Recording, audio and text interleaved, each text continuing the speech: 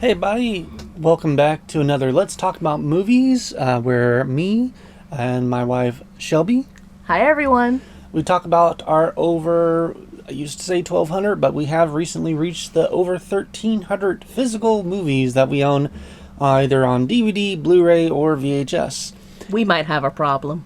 And today is going to be a much shorter video, if you've noticed, than usual because we're going over documentaries. And as much as we both enjoy documentaries, there's just not many that either come out on DVD that we want to see, or they're usually like bonus features of movies that we already own.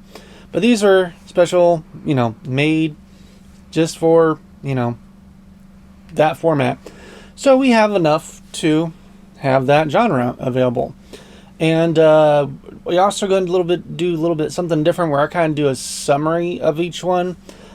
Just because most of these are just going to be like our thoughts on how the documentary was presented and not our usual thoughts on story, plot, and such. So we'll start with the first one, Alien Planet. Now, I have talked about this one on the channel in the past. I actually have an entire classic movies video based on this one. So definitely check that out if you want to hear my full thoughts and a little bit more information about that video. It was an early 2000s made for, I believe, Discovery Planet or Animal Planet, one of those two channels. Where it was kind of a what if we found an alien planet, and then it just kind of went over all the creatures that would be inhabited there and how they would cohabitate, and how the robots that were used to do research went about researching said creatures. And you had people like Stephen Hawking and other people from NASA going into it. But then you also had George Lucas, which I always thought was just the weirdest inclusion. Like, this is all fiction, but it felt just a little less like they were taking it just a little less seriously because they had him be in charge of it. I'm just like, okay, I get it. He did Star Wars, but that doesn't really, unless he has, which they didn't say if he has a master's in, some sort of scientific field that would work with what they were doing in the documentary.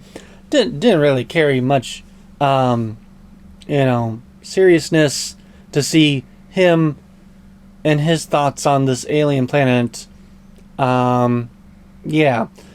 But the documentary was pretty good. As I mentioned in the video where I go over it, the graphics do kind of age a bit because, again, this was made for television. Of course, it was, cable television, which was still, like the equivalent to maybe like Netflix or Hulu today. Not like, how cheap it's gotten nowadays. So there was definitely a budget behind it, but the graphics can only do so much without it being a theatrical type of film. Have you seen this one? No, they've never shown me this one. Okay. It's not really my I was about to say, it's not interest. really something I would think to show you. It's also like I'm not a huge fan of hypothetical documentaries. That's fine. I just don't get into them. Yeah. Now, I will say this isn't like how Animal Planet Discovery channel would do some later on ones where they're just like try to hype it up as being real, like that dragon one they did a couple years after this one came out, or the mermaid one that they came out with back in the 2010s. So this was definitely advertised as this is just a hypothetical, none of this is real. I think this is like this one, and we'll get into this one when we get into series, but the one where it's kind of the evolution into the future, the Future is Wild series, both of those were just like they advertised them as hypotheticals, but soon after that they kind of got rid of the hypothetical part and just kind of try to push them as real things, which was really weird. All right, so moving on is Microcosmos, which I tried to do a video about like last year, I think. And as interesting as I personally feel about this documentary, entertainment video it does not make, because it is just bugs doing their thing to some music. You don't even have, outside of the intro and the ending of the film, you don't even have somebody doing voiceover. It's all just really, really close up camera. This was like a really high-tech thing at the time, this camera, where they were able to get really up close and personal and detailed with the bugs. Like this was made in the 90s, but it still looks really high quality film wise because of the camera and the lens that they were able to use. I find it very weird how this documentary is advertised. For one, we've got a praying mantis with sunglasses on, and then the little review blurb that they have on the front of the DVD case and the VHS case, and really any case, for the most part, at least in the US, it's like the Jurassic Park for your backyard. I'm like, it's really trying to hype it up as like something it's not. It's trying to make it be like Honey, We Shrunk the Kids type of film, or some sort of adventure film, or sci-fi film, and it's not. It's a documentary. It's a really minimal documentary at that. But if you are into bugs and nature, definitely check that one out. I don't think I've shown you this one. We have decided not to show this one to me because I don't like bugs. Fair enough. I have seen the majority of these. It's just these first two weren't my thing. All right. So the Rockfire Explosion is a documentary chronicling the first half is like the rise and fall of Showbiz Pizza Time Theater, which was the like precursor to Chuck E. Cheese. Really, I mean, not even a precursor. Chuck E. Cheese and Showbiz were like Nintendo and Sega kind of thing competing. And then Chuck E. Cheese got more popular, mainly because it was the guy behind Atari footing the bill, and they were able to get more arcade games in there, and keep them updated, and it just kind of exploded, no pun intended, and eventually they bought out Showbiz and converted all the Showbiz locations into more Chuck E. Cheese locations. Which, sucks now, because now there's like none of them outside of like a couple of locations. There's no animatronic pizza places. There is Chuck E. Cheese's, they just don't have the animatronics in them outside of like a handful of them. And there's like one Showbiz, or maybe even less so, or I know there's one Showbiz that's like personally owned by somebody. It's not part of the franchise anymore. It's just personally owned, to where they try to keep the animatronics up to date and stuff. But outside of that, they don't really have anything. The second half is more about just the fandom that happened after Showbiz kind of got bought out, and showing what the fans were able to piece together, salvaging animatronics, rebuilding some stuff from scratch, some stuff from auction houses and stuff, and kind of like making their own Showbiz locations, either locally or like in their backyard and like their garage and stuff. That was really cool. In between all that, it does show the creator of the Showbiz Pizza Time animatronics and what he was doing throughout the lifetime and even after that of there. And Rockfire Explosion comes from the band that would play there. So like Chuck E. Cheese had Munch's Make Believe Band, which was Munch, Helen, Pasquale, and the dog, which I don't remember off the top of my head right now. And then, of course, Rocket Fire had the gorilla, the dog, the bear, and a female mouse. All kind of the same characters, just different. So, I know you have seen this one. Yeah, so I enjoyed the portion of it where we're focusing on what the fandom has done. Like, that was really interesting. I enjoy seeing, like, people find their joy. Mm-hmm. It does have an unsettling storyline going in there with one dude and his That'll be the creator. much too young girlfriend. Yeah. It really, like, unsettled me the whole way through that, and it was uncomfortable. I don't know if that was on purpose for the people that made the documentary. Like the show off the guy, the creator. I forget his name right now, but like they really kind of they don't really just play it down, but they just kind of just let him talk and stuff, and you kind of feel like, man, this guy's a dick. Yeah. And he's like dating, or he starts dating this girl that like she's just like in high school or just out of high school there, and like he's like creepy in his 40s or 50s, and she's like barely in her 20s, or not even that, or like they laughed and like, yeah, I was a teenager when we started hanging out and stuff. I was like, no. yeah, okay then. It was really uncomfortable. It was. But yeah, I agree. I do like seeing the fans, just what they're able to do with, salvaging and stuff, collecting and so forth. The next one, I'll let you start off with, because you just saw this one yesterday. Friday? Yeah. So the next one is In Search of Dr. Seuss, and it's basically just this reporter comes and is just trying to get information on Dr. Seuss, really. So the whole documentary is her finding more about his life through these little vignettes and these little moments where she like meets with the characters. They're retelling some of the stories. Like they basically retell all the big ones.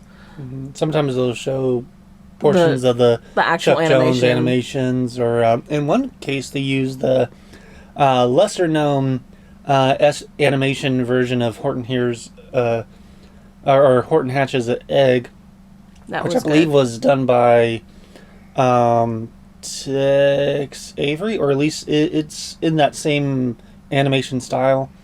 And then they've got the one with To Think That I Saw It on Mulberry Street, that's done by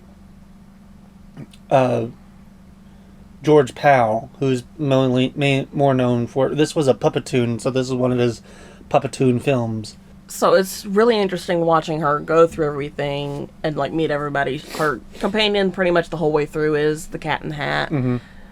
I don't think they really come out and explicitly say it. It's just in his... Oh, they very heavily hint at it. They hint at it. They just don't explicitly say it. He has whiskers and the hat and everything. Yeah. And he even stands in front of like the picture that's like the most famous illustration every chance he gets of the cat, and like even holds his hands the same way.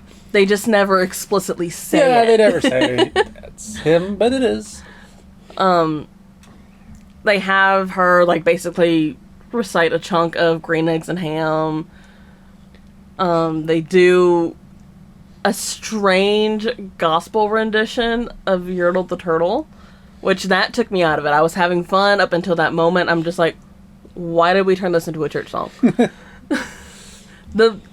It wasn't the performance, like it wasn't the vocal performance. It was that they sounded great. It was just the absurdity. It was just a little too out there.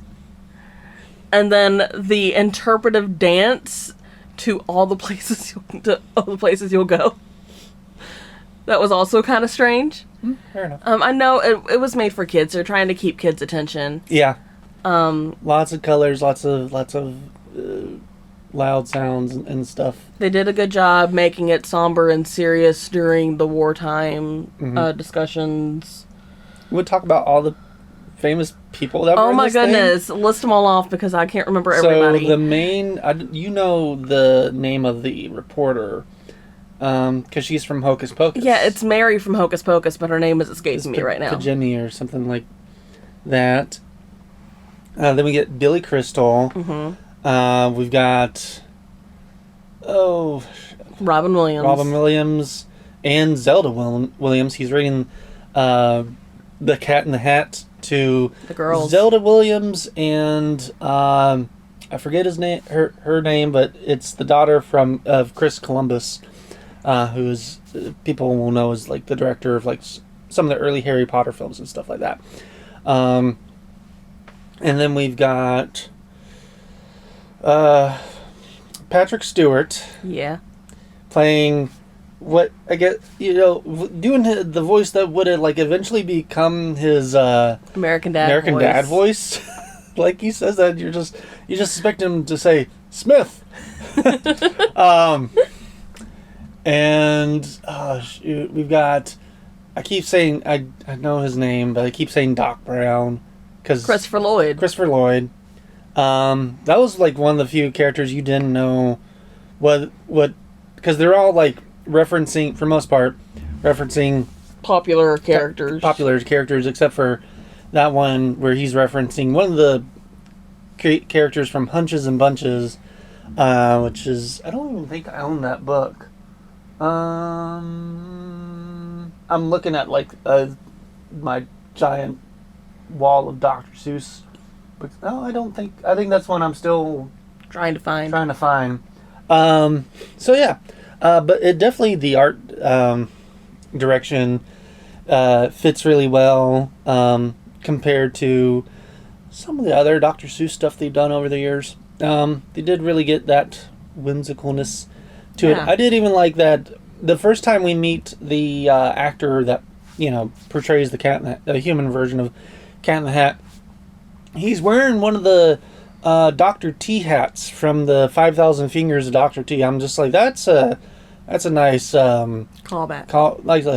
Callback to something very few people, especially even back then, because this was in 1994, I believe, or no, 1994, 1992, one of those two. So like, yeah, it's only semi-recently people are starting to get more aware of that one. It's like the only Dr. Seuss film that Dr. Seuss himself worked on.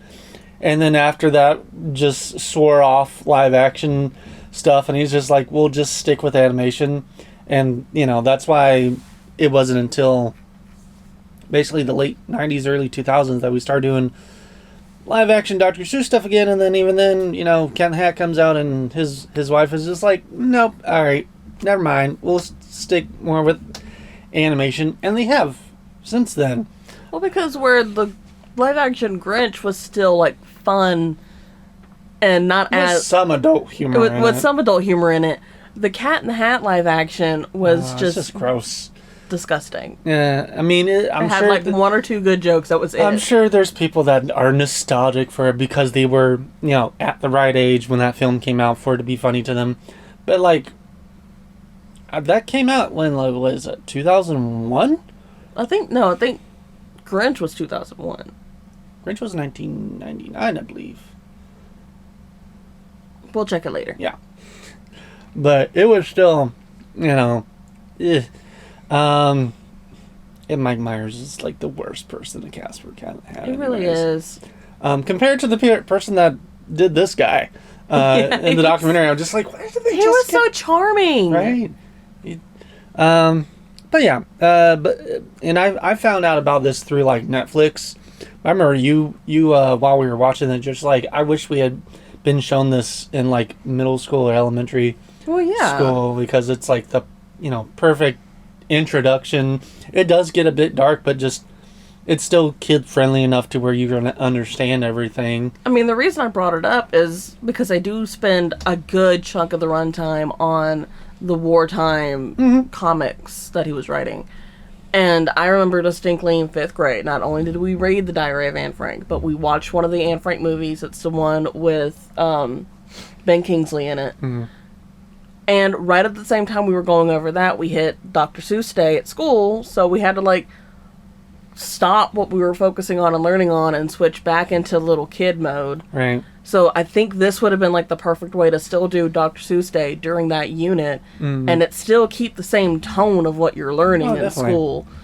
Well, because that, and most people just know Dr. Seuss from the books, and they don't know the history of where he started off in ads, and he got when World War II broke out, and even before then, he was doing political cartoons and political animation stuff there. So yeah, it's one of those things that are just like, oh.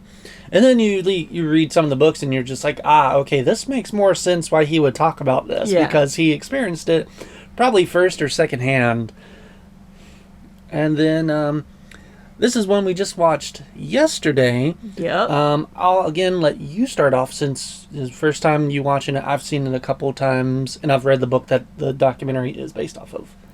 So this one is Street Gang. It's based on Sesame Street. It takes you through their entire early days, how they got everyone together to work on it. They take you through people coming and going. And honestly, with Sesame Street, not too many people came and went. It was like, you started working on Sesame Street, you pretty much stayed there. There was people in that cast that were still cast members when you We and were I were growing up. kids growing up, and are still cast members when like our nieces and nephews are watching it. They don't spend too much time on focusing on the Muppet aspect of it. They bring it up, they talk about it, but they're more focused on the people behind the scenes, and I really appreciate that. They're more focused on the human cast members, the producers behind the scene, the talent behind the scenes. So it was interesting watching that, and they do talk about both Mr. Hooper's death and Jim Henson's death. And both of those scenes, when they get to them, will probably make you cry, because I started crying. I did not go into a Sesame Street documentary expecting to start crying, but they framed everything so well. And you can, while you're watching it, see where there was some tension, but it was more like everyone's trying to put their all into this project, and sometimes when you're trying to put your all into something, someone else is trying to put their all into it, you're not seeing the same thing to get to the same place. Right. So it was not a clash of personalities, but more of a clash of how to get to point B from point A. Right. And a creative clash, because it was, people that are wanting to make things entertaining, but also educational at the same time. Yeah. And trying to find that nice balancing line where it could do both at the same time. And it seems like most of the people involved with it were very non-confrontational. So having to be in a position where you had to like stand up for the vision of what you were doing that you had, while dealing with the fact that you're you're non-confrontational, just messes with your brain. I did like they had to create a whole book of terms for the writers. So when the writers and the educational staff, like the people behind like the curriculum and such, were having meetings, they could talk to each other like this. You wouldn't say this to a writer, like, this almost technical term. You would say this more shortened layman's term, so that they would be more understanding of what you're trying to get across to them, or if they're trying to say this is not working because X, Y, and Z, they can be able to take notes and be able to go back and rework some stuff, or work it out while they're in the meeting. It does. I mean, they do show Jim Henson and Frank Oz and Fran Burrell, because they were doing most of the puppets for at least from the beginning up through the 80s and later on 90s, and some of them may still be doing some puppets. I haven't really checked in on it. It does not go all into the history of it, so you don't get later history. It ends right about Jim Henson's death, right in 1990 is when it stops. So you don't go into the second peak of Sesame Street. I wouldn't say fandom, but like popularity, because 1990s is when Elmo would get introduced, and Tickle Me Elmo and all that stuff would happen. We don't get into that, even though this documentary came out in like 2022. So we had all of Elmo's history, and then all of the history of them being sold from PBS to HBO. And funny enough, by the time this video comes out, news just happened that now Netflix owns them. So And that's probably a better place for them, honestly, because I know more families that have Netflix than have right, HBO. right. So, and it will still be on PBS. So it's going to be day and date with Netflix and PBS. But a lot more families have a subscription service, or one of those smart TVs that's not hooked up to cable, then being subscribed to PBS, or have basic cable in their house. So it makes sense that it's on one of the big streaming services. Well, there is also a big They have a big children's collection. Yeah. So Netflix getting Sesame Street doesn't upset me like it seems to be upsetting some people. Like, for me, it makes sense. I don't really mind it, because it was really weird when that got announced. Was that back in like the 2010s that HBO bought Sesame Street? We're just like, why? Because one, I think HBO Go, like Max, HBO Go, HBO Max, whatever it's going to be called, had just kind of started. Like, I don't even think, correct me around, but I don't think it was even that big of a thing at the time. But that was kind of like one of the big announcements, like, and it's going to have Sesame Street on, like new episodes of Sesame Street. And it got so much backlash when that happened. And then HBO had to come out and was like, no, it's going to be on HBO. And then like the next day, it will be, new episodes will still be on PBS, ETV, whichever, GPB, whatever is your equivalent to public broadcasting channel in your area. So, yeah. But that was because at that time, we were still half using cable, half using streaming services, where now it's like pretty much everyone's mostly just streaming services. And like, we only have cable because it comes with it's cheaper to have the cable internet combo than just paying for internet. Because Comcast solely. sucks. Yeah. Unfortunately. And we don't have literally any other options in our area. But I digress. But yeah, so this documentary only, if you want to know, as Shelby said, the early history, how it got made, why it got made, who funded it, the whole issue with Mississippi at the time, and up through Mr. Hooper's death in the 80s and Jim Henson's death in the 90s. There you go. One thing I do appreciate with it is, I know with a lot of documentaries, if the person they're going to be talking about or trying to feature has passed, they'll just talk to people who worked with them. I appreciate with this, they had the children of the cast members and the people who have worked on it that passed come and talk to them and give the family side of this and how it affected their family. Mm-hmm. And I thought that was really interesting and kind of a sweet way to incorporate everything, because then you got to see, how the person actually felt, because your family's going to know how you actually felt about something versus your coworkers. Well, and to be fair with Henson, Cheryl, Brian, and Lisa grew up working with Jim. Like, when the time came to them like doing stuff with their lives, most of them did gravitate to wanting to do puppetry and stuff. So like Brian is like head of the Henson Studios now.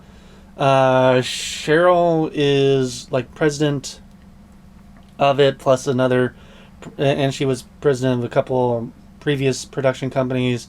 And then Lisa is also somewhere in that mix there. And especially Brian. Brian, you can see him in some of the early Sesame Street clips as one of the kids in those. I don't think he was ever one that like talked with the Muppets, but he was one that will like the bulldozer scenes and stuff where they had to show like kids in backyards and stuff. That was just Jim filming Brian doing that stuff. So he's been in doing that since the 60s, as well. So by the time they were, of like, they're in their, late teens, 20s and stuff, Brian was working right up with his dad with Dark Crystal and Labyrinth stuff, and Cheryl was, helping him with staffing and Lisa and all that. So of course they would know what his dad was doing because they were right there with him.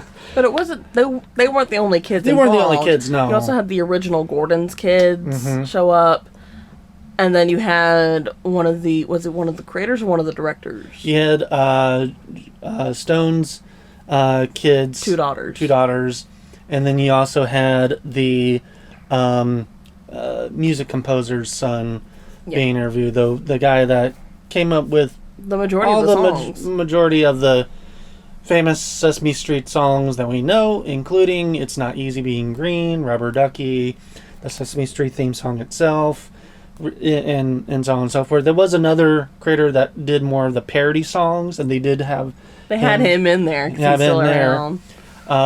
Which you freaking loved. It was so cute because they actually let him perform his version of Let It Be, which is Let Her Be. But yeah, overall, it's a great. And then if you want to know more, there is Street Gang, which is the book that I believe the book came out first, and then the documentary there, which just goes into more detail. Some of it is just transcribed of the interviews that they did get interviews of Jim Henson, of these other people from footage that they took back in the 70s, 80s, and 90s and stuff. So they had a lot to pull from. So it's not just the kids or other family members. They do get to have... but they didn't limit it to just what they had. They invited the kids to come in and participate. Yeah. And the kids don't hold back. They're completely honest. Yeah. And then the last one is Won't You Be My Neighbor? This is the only one I believe we saw in theaters. Yeah. It came out for my birthday, around my birthday one year, I think in like 2017, 2018, and we got to see it. Definitely feels like a PBS documentary. It does go into the life and history of Fred Rogers and the Mr. Rogers Neighborhood series from the creation up through to the time of his death there, and even a little bit afterwards. It doesn't go a lot into detail on like the production of the actual show so much as just Fred Rogers as a person and what he was trying to do at the time and everything. I enjoy it, but it is a bit more of a slow burn type of thing, kind of like the show. Did you have any thoughts on this one? I think what's interesting is comparing this to Street Gang. So Street Gang really focuses on the production, really focuses on, how Sesame Street came to be and all the work it went into it. Because there's so many people involved in it, you can't pin it on one person. Right. Whereas Won't You Be My Neighbor, Fred Rogers is the heart of that. So it makes sense, if you're going to be doing a documentary on Mr. Rogers' Neighborhood, you do it on Mr. Rogers. Right. And you really, follow into how he was as a person, how he grew up, how he lived his life, how that ended up seeping into the show, how it ended up affecting the kids that watched the show. His sons. It does go into his other show that he did after he technically retired from Mr. Rogers, which is what was it called? Something like of Friends or something like that. It was more geared towards adults. That came out in the 80s, I believe. So it does touch on that a little bit if y'all are interested. But it's a good way to see how you can tell very similar stories in very different ways if you're looking at comparing the two pieces. They're both great watches. Street Gang is a lot more fast-paced. Like, there's not a moment where I felt myself kind of like wanting to really settle while watching it. Whereas Won't You Be My Neighbor, it's really calm, it's really chill. If you are wide awake, it's a great watch. If you're ready to go down for like a little nap, it's a good napping movie too because it's so calm. And as said, that kind of follows the same pace the show did. Whereas the way Street Gang is done kind of follows more the pace of Sesame Street. At least, as we know it, has gone through some changes over the years. But yeah, so that is documentary. I know in my previous video I said next is drama, but I totally forgot that we had documentary. So yes, next month is drama. That's gonna be what, a couple videos? At least 2, probably 3 or 4 then. Or 3 or 4.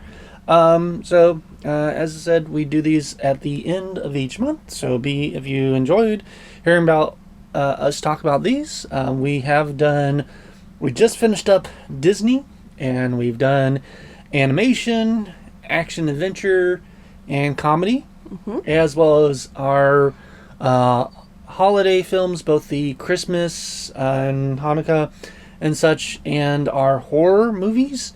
And yeah, we've got much more movies to cover, and then we'll get into television series eventually after that, and then much later down the road we'll talk about the VHSs. So if there's any documentaries based off what we were talking about today that you would like to suggest to us, definitely feel free to comment down below, and feel free to subscribe if you want to hear more of us talking about films that we own. Until next time, thank you and have a good day. Bye, everyone.